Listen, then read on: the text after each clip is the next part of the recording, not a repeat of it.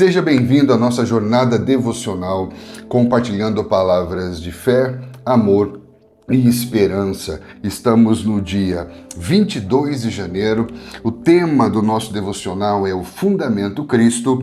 O texto base está em 1 Coríntios capítulo 3, versículo 11, e o texto diz: porque ninguém pode lançar outro fundamento além do que foi posto, o qual é Jesus Cristo. O texto do nosso devocional começa dizendo que o verdadeiro fundamento é como uma base sólida que sustenta tudo, mesmo sem se fazer evidente. Ele não precisa de destaque, mas é essencial para tudo que é construído sobre ele. Negligenciar esse fundamento é subestimar as consequências da própria irresponsabilidade. Na arquitetura da fé, cada crença, cada prática deve estar enraizada nesse princípio fundamental. Sem ele, qualquer construção espiritual é fadada ao fracasso, pois, como disse Paulo, ninguém pode estabelecer um fundamento diferente daquele que já foi estabelecido, que é Jesus Cristo. Se você vem acompanhando os nossos devocionais, você já deve ter percebido que nós estamos lançando as bases da nossa fé, os princípios fundamentais a partir do qual propomos uma jornada devocional compartilhando palavras de fé, amor e esperança. E todos esses valores e princípios são cristocêntricos. Por quê? Porque Cristo é o fundamento da nossa fé. E por que é tão importante falarmos sobre Cristo como fundamento? Porque nós temos como objetivo despertar sábios construtores. Paulo vai dizer em 1 Coríntios capítulo 3, versículo 10, segundo a graça de Deus que me foi dada, lancei o alicerce como um sábio construtor, e outro edifica sobre ele. Contudo, veja cada um como constrói sobre este alicerce. Paulo está falando aqui de como, pela graça de Deus, ele lançou um alicerce que é a revelação de Cristo, como um sábio construtor. Isso quer dizer que todo sábio construtor entende que Cristo é o fundamento de tudo. Porém, ele está dizendo, cada um veja como constrói sobre esse alicerce. A grande verdade é que todos nós, inevitavelmente, estamos construindo algo. A questão é o que estamos construindo, sob que fundamento estamos construindo, para que e para quem estamos construindo. Você vai perceber que desde o princípio da história, Deus sempre está construindo algo a partir dos homens com os quais ele tem uma aliança. Adão, por exemplo, foi plantado num jardim na região do Éden, a partir do qual ele deveria cultivar e guardar. Noé foi divinamente instruído a respeito de coisas que não se viam e, sendo temente a Deus, se dedicou a construir algo a partir da revelação dada por Deus a ele. Abraão viu a cidade cujo arquiteto e o fundador é o próprio Deus. Moisés recebeu a ordem de organizar as tribos e edificar uma estrutura sacerdotal segundo as medidas entregues pelo próprio Deus. Davi edificou um trono, uma tenda, uma casa e recebeu pessoalmente a planta de tudo que deveria ser construído pelo próprio Deus. Salomão edificou o templo em nome do Senhor, para que todos os povos da terra o adorem. Profetas falaram sobre o futuro a respeito da glória de uma segunda casa. Cristo se manifestou afirmando ser o edificador dessa igreja e enviou os seus apóstolos para que proclamassem essa mensagem por todos os cantos da terra. Todos esses homens foram construtores e todos esses homens construíram algo a partir do mesmo fundamento, que é a revelação de Cristo. Mas então, o que seria um fundamento? Fundamento é o ponto de partida para qualquer construção. O fundamento é a base a partir da qual algo se desenvolve, como um exemplo de uma planta, de uma árvore. O fundamento é a raiz. Algo bem fundamentado é algo bem enraizado, tendo condições de suportar a estrutura que haverá de ser construída sobre ele. O fundamento é um princípio justificador de todas as ações. Ele vai falar da origem, da causa, da finalidade, do porquê, do para quê, do para quem, todas as coisas que estamos fazendo. Fundamento vai determinar propósito e direção para as nossas vidas. O fundamento, ele não aparece, mas o fundamento é o que sustenta tudo. E quando nós temos bons fundamentos, nós não precisamos nos preocupar em ter que aparecer. Por isso que é muito interessante lembrar que João Batista, antes de aparecer pregando o evangelho, ele foi para o deserto para encontrar com a palavra. Antes de pensar em pregar, você precisa entender qual é a palavra que você recebeu para ser pregada. Primeiro eu tenho que ter uma experiência fundamental. Primeiro eu preciso ter uma experiência com um fundamento que vai justificar as minhas ações. Uma experiência essencial, ao invés apenas de uma experiência estética e religiosa. Portanto, a negligência para com a importância do fundamento revela algum nível de imaturidade. Imagine que você vá realizar o sonho de construir a sua casa própria e então você leva a sua família para visitar a construção da casa e quando você chega diante da construção, você não vê nada no terreno além de ferrinhos saindo do chão. Você olha para a cara dos seus filhos pequenos e você vê ali a frustração porque eles não conseguem ver nada além de ferrinhos saindo do chão, enquanto o pai consegue celebrar e ver o que está sendo construído, o quanto já foi investido e o quão segura será essa construção. Perceba, a pressa em fazer com que algo logo apareça pode ser uma evidência do quanto ainda somos imaturos para com a nossa fé e para com o processo de crescimento espiritual. Então se lembre disso. Todos estão construindo. Aquele que ouve, aquele que pratica, ele está construindo sobre a rocha. Aquele que não ouve, aquele que não pratica, também está construindo. Então todos estão construindo. A questão é se o que estamos construindo permanecerá. E o único fundamento inabalável, ele não será estabelecido, ele já foi estabelecido. Olha que interessante o que diz Colossenses capítulo 2, a partir do versículo 6.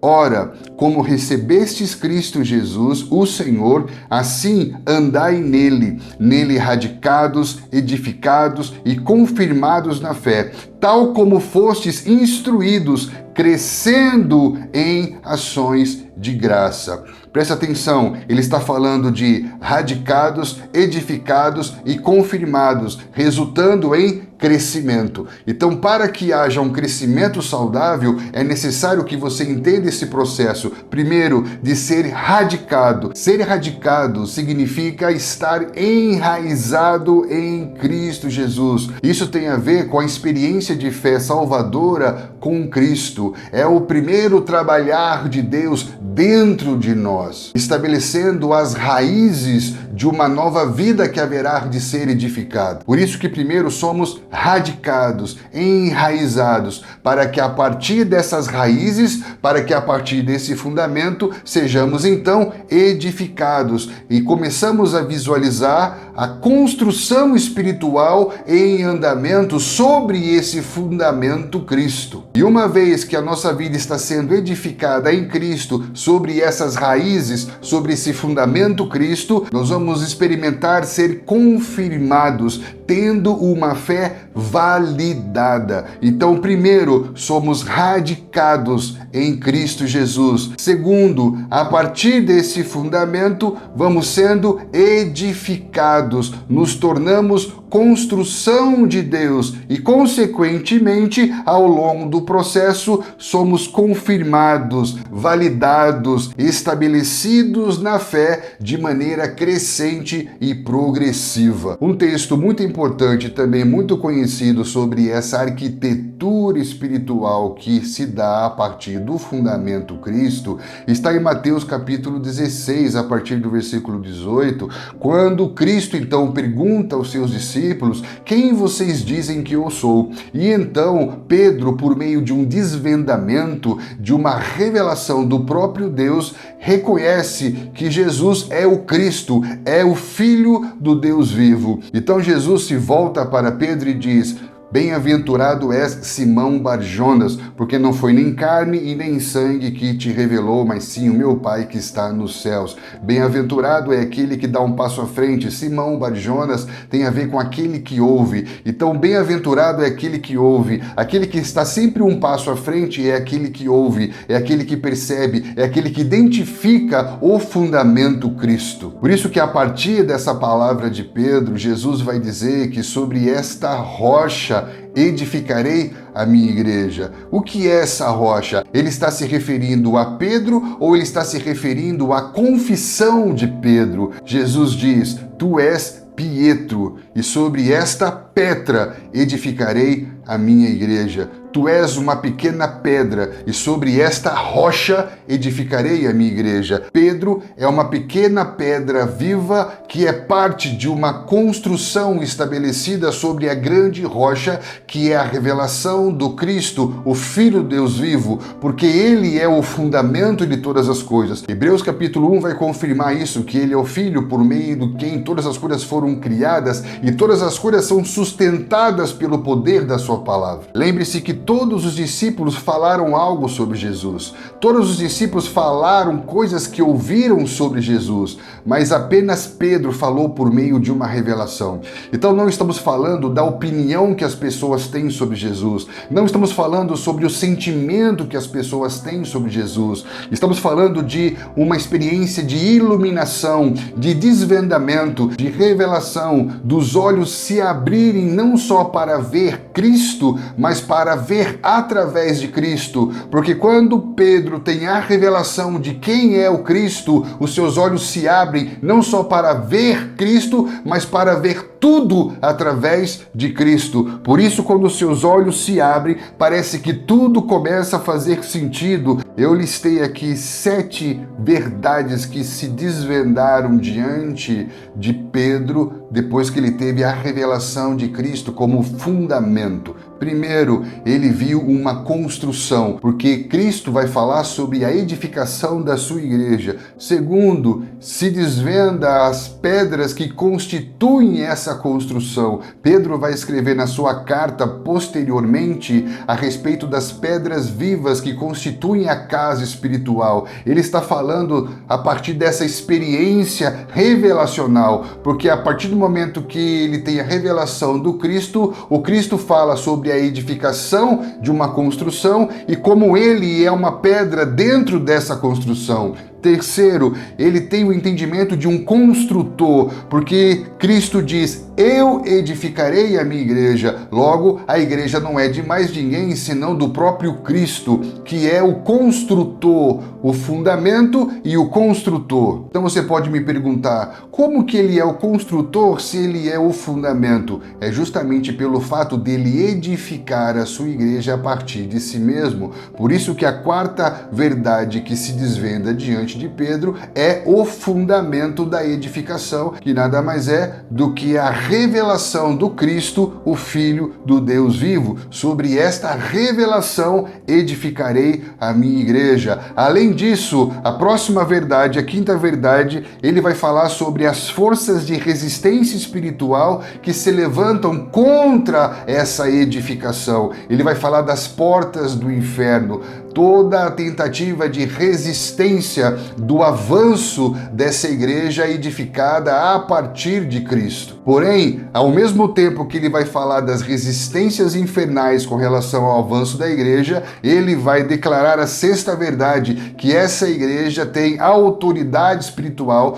porque a ela será dada chaves do reino dos céus. Porque portas fala de lugares de acesso, lugares de autoridade que são ocupados por principados e potestades por causa da legalidade do pecado. Porém, as portas do inferno não resistirão ao avanço da igreja, porque Deus dá à igreja autoridade espiritual, chaves do reino dos céus, para que possa acessar lugares, para que possa expandir a influência e o testemunho dessa realidade dos céus para a terra. E essa é a sétima verdade afirmada: as portas do inferno não prevalecerão contra a igreja, não resistirão a essa igreja que é fundamentada na revelação de Cristo, que é edificada pelo próprio Cristo. Ampliando um pouquinho mais ainda a nossa compreensão sobre esse fundamento Cristo, Efésios capítulo 2, versículo 19 e 22,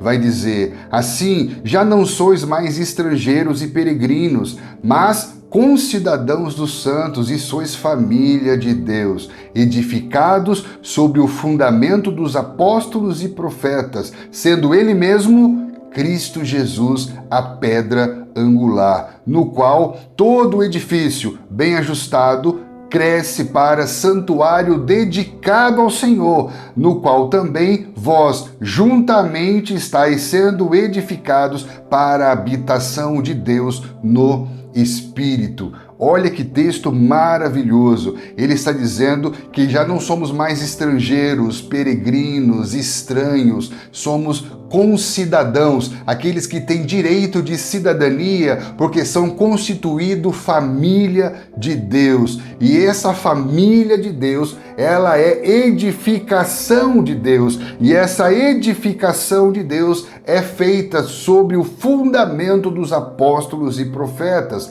A questão é, apóstolos e profetas são o fundamento da igreja? Presta atenção, o texto não está falando que apóstolos e profetas são o fundamento dessa edificação, mas está falando que essa edificação se dá a partir do fundamento dos apóstolos e profetas. Apóstolos e profetas não são o fundamento da edificação, mas a edificação acontece a partir do fundamento de apóstolos e profetas. Então a questão não é sobre apóstolos e profetas, a questão é sobre o fundamento dos apóstolos e profetas. Isso quer dizer que os apóstolos e os profetas apontavam para o fundamento. Olha, o texto continua dizendo, sendo ele mesmo Cristo Jesus. Cristo Jesus é o fundamento dos apóstolos e profetas. Cristo Jesus é a pedra angular, é o princípio da construção, é a base de toda a edificação. O que é a pedra angular? Nas construções antigas havia uma pedra fundamental, é a primeira pedra a ser assentada,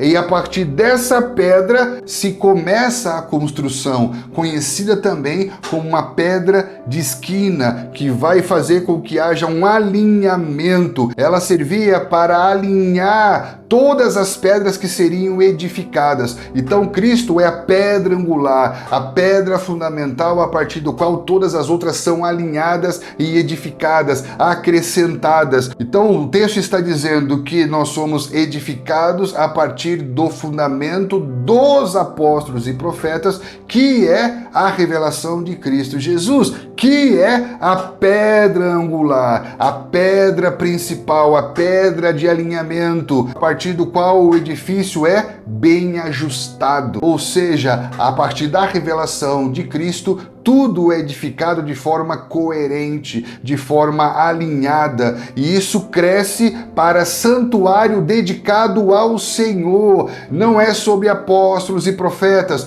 mas é sobre o fundamento dos apóstolos e profetas, que apontam para uma revelação que alinha a construção de maneira que tudo cresça dedicado a Deus, consagrado a Deus. Por isso que ele está dizendo que nós somos edificados à habitação de Deus no Espírito. Olha como nós vamos percebendo toda uma arquitetura espiritual, como nós vamos reconhecendo cada vez mais essa centralidade de Cristo na nossa vida e em tudo o que nós estamos envolvidos. Quando Paulo fala do fundamento dos apóstolos e profetas, está falando do testemunho que apóstolos e profetas deram da revelação de Cristo Jesus como uma base de toda a edificação.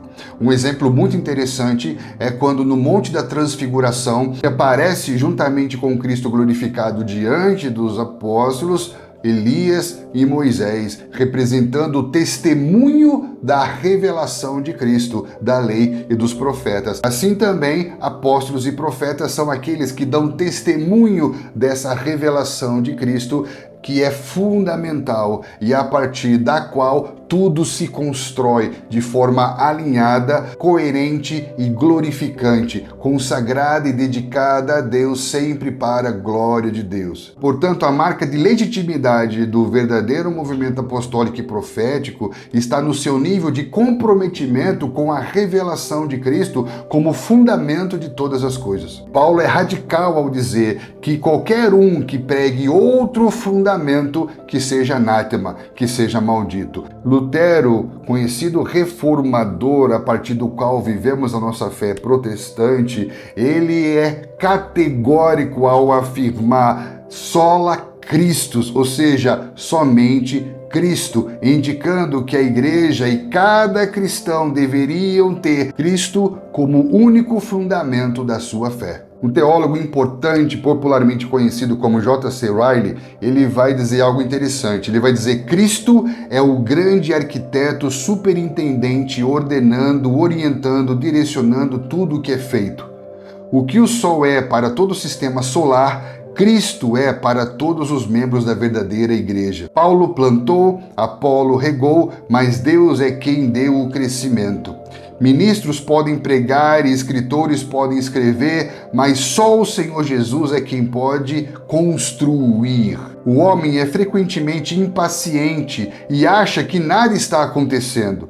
O grande construtor não comete erros, ele sabe o que está fazendo, ele vê o fim desde o início, ele trabalha por um plano perfeito, inalterável e certo. Ele certamente levará a cabo aquilo com o que se comprometeu. Mediante tudo isso que estamos ouvindo, é importante que entendamos que Deus está nos chamando para nos levantarmos como sábios construtores. E como sábios construtores, temos que avaliar como temos construído. Você pode escolher fazer uma avaliação hoje ou não sobre a construção da sua vida, mas saiba que a avaliação de Deus é inevitável. Deus haverá de avaliar as nossas construções, sob que fundamento construímos, para que e para quem edificamos. Olha o que diz na sua Bíblia em 2 Reis, capítulo 21, versículo 13. Estenderei sobre Jerusalém a linha de medir utilizada contra Samaria e o fio de prumo usado contra a família de Acabe. Limparei Jerusalém como se limpa um prato, limpando e virando-o de cabeça para baixo. O que ele está dizendo aqui? Que eu irei avaliar, medir a construção. Nenhum homem na história construiu algo de Deus a partir das suas próprias medidas. Deus plantou um jardim para Adão, Deus deu as medidas da arca para Noé, Deus delimitou a terra para Abraão, Deus deu todos os detalhes do tabernáculo para Moisés, Deus entregou as plantas para Davi e Salomão. Por isso que é muito importante entender o fundamento Cristo, a partir do qual construímos e vivemos a nossa vida. Por quê? Porque ele haverá de estender o seu prumo de medir para ver se o que estamos fazendo está de acordo com o seu padrão, está de acordo com as suas medidas, está de acordo com os seus valores, está de acordo com os seus princípios. O mesmo Deus que desvenda planos, plantas e propósitos, ele haverá de conferir todas as medidas daquilo que estamos construindo, muitas vezes em nome de Deus, mas para nós mesmos.